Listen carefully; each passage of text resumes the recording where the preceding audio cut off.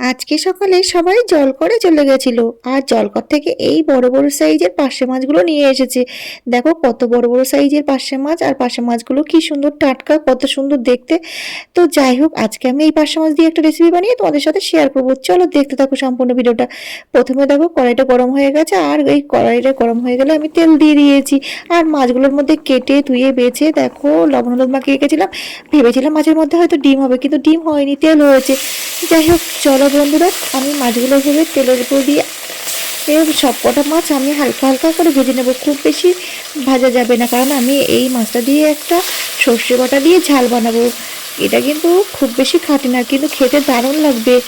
তো বন্ধুরা, তোমরা কিন্তু বাড়িতে একবার এইভাবে ট্রাই করে দেখো। অনেকে হয়তো কালো জিরে ফোড়ন দিয়ে এই পাশে মাছের ঝালটা বানাও, কিন্তু আমরা যেহেতু কালো জিরে পছন্দ করি না, কালো জিরে খাই না, সেই জন্য কালো জিরেটা এখানে দেইনি। তোমরাও চাইলে দিতে পারো, কারণ কালো জিরে অনেকে পছন্দ করে। তো বন্ধুরা, আসলে বাঙালরা কালো জিরে অত পছন্দ করে না, যারা ঘটি হয় তারা একটু কালো জিরে পছন্দ করে। তো এইভাবে দেখো মাছগুলো আমি হালকা হালকা করে ভেজে নিয়েছি। নেওয়ার পরে আমি কিন্তু বেশি ভাজা যাবে না। তো এরপরে আমি দেখো সর্ষে আর কাঁচা লঙ্কা আমি বেটে রেখেছিলাম একটা বাটিতে, সেটাকে আমি নিংড়িয়ে এটা দেবো, যাতে এর মধ্যে কোনো ছিবড়েগুলো না যায়। তো এইভাবে আমি সর্ষের জলটা দিয়ে দিয়েছি। দেওয়ার পরে এটা বেশ কিছুক্ষণ ফুটতে দেব।